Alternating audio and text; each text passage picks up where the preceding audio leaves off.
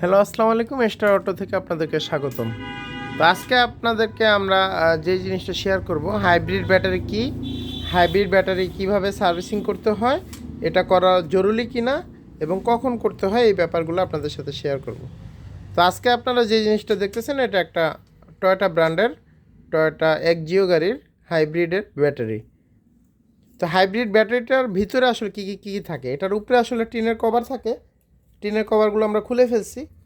এখন এটা ভিতরের অংশগুলো আপনাদেরকে যদি দেখাই, হাইব্রিড ব্যাটারিতে আপনার প্রথমেই থাকবে গাড়ি অনুযায়ী, ধরেন এক্সিও গাড়িতে আপনার এই 20টা সেল থাকবে। আচ্ছা, তারপরে কি থাকবে, একটা কন্ট্রোলার থাকবে।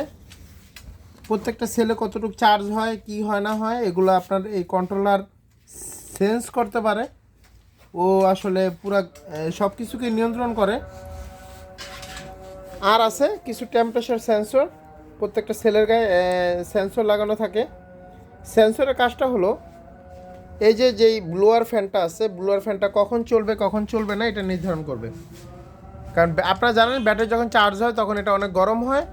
তো যখন ব্যাটারিটা গরম হবে তখন এই ফ্যানটা চলবে। যখন ব্যাটারিটা ঠান্ডা থাকবে এই সেন্সর তখন বুঝতে পারবে, তখন এই ফ্যানটা চলবে না।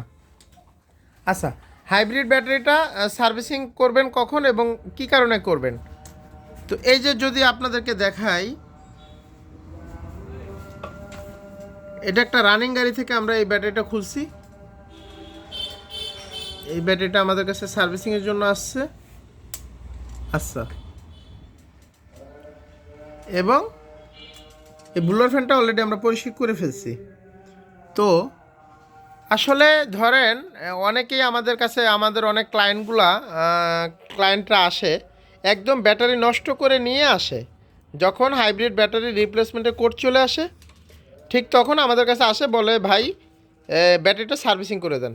তখন আমরা দেখি যে এই যে ব্লোয়ার ফ্যানটা এটা পুরো জ্যাম হয়ে আছে এবং এই ধরনের কন্ডিশন হয়ে আছে। আচ্ছা, এই ধরনের কন্ডিশন হলে ব্যাটারি খারাপ হয়ে যাবে বিষয়টা এমন না, কিন্তু আপনার ব্লোয়ার ফ্যান যদি একদম জ্যাম থাকে, দেখা যাইতেছে তাহলে কি হবে, যদি এই ধরেন এটা জ্যাম হয়ে গেলে এই ব্যাটারিগুলো যখন চার্জ হবে, আপনার ব্যাটারিগুলো হিট হবে। তো এটা জ্যাম থাকলে আপনার এই ব্লোয়ারটা চলবে, বাট বাতাস টানতে পারবে না। বাতাস না টানতে পারলে এইখানে বাতাস দিতে পারবে না। তো বাতাসটা যখন দিতে পারবে না, এই ব্যাটারিটা ঠান্ডা হবে না। তো একটা ভালো নতুন ব্যাটারিও নষ্ট হয়ে যাবে। তো আপনারা যেটা করবেন, যে আসলে ব্যাটারি নষ্ট হয়ে গেলে গ্যারেজে আসবেন বিষয়টা এমন না। হাইব্রিড গাড়ি মেনটেনেন্স করতে না পারলে আগে মেনটেনেন্সটা শিখতে হবে। তো আপনারা যারা ব্যাটারি নষ্ট করে গ্যারেজে আসেন, অবশ্যই তারা খুবই বিপদে পড়বেন, কারণ ব্যাটারি অনেক দাম। তো আপনারা যেটা করবেন, ব্যাটারি ভালো থাকা অবস্থায় নির্দিষ্ট একটা টাইম পর পর আপনারা সব কিছু সার্ভিসিং করে রাখবেন, আপনার গাড়িটা ভালো থাকবে। তো ব্যাটারি নষ্ট করে গ্যারেজে আসলে কোনো লাভ নাই, কোনো মেকানিক ব্যাটারিটাকে ঠিক করে দিতে পারবে না। তো আপনার গাড়ি আপনারই উচিত যে মেনটেনেন্স করে রাখবেন। এই ধরনের ব্লোয়ার ফ্যান কখনোই যেন ব্লক না হয়। তারপরে আজকাল আমরা অনেকেই দেখা যাচ্ছে নোহা গাড়িগুলোর মধ্যে এটা হয়, যারা ফ্লোর কার্পেটিং করেন, অনেক সময় কার্পেটিং করতে যায় এটাকে পুরো ঢাইকা দেয়, নতুন গাড়ির ব্যাটারি বাদ হয়ে যায়।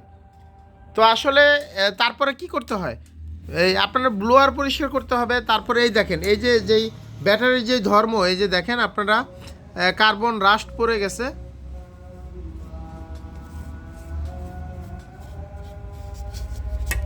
তো এই রাস্টগুলো আপনাদের কি করতে হবে, যেমন এই পাশেও পড়ছিল, আপনাদেরকে যদি দেখাই, এই যে দেখেন প্রত্যেকটা বাসবার ইলেকট্রিসিটি সঠিকভাবে প্রবাহ করতে পারতেছিল না। এখন এগুলো একদম সার্ভিসিং করতে হবে।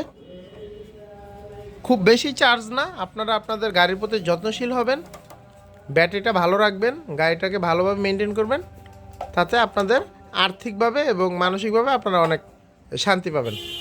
আমার ভিডিওটা যদি কোনো রকমের আপনাদের উপকারে আসে, অবশ্যই আমাদের চ্যানেলটা সাবস্ক্রাইব করবেন। আসসালামু আলাইকুম।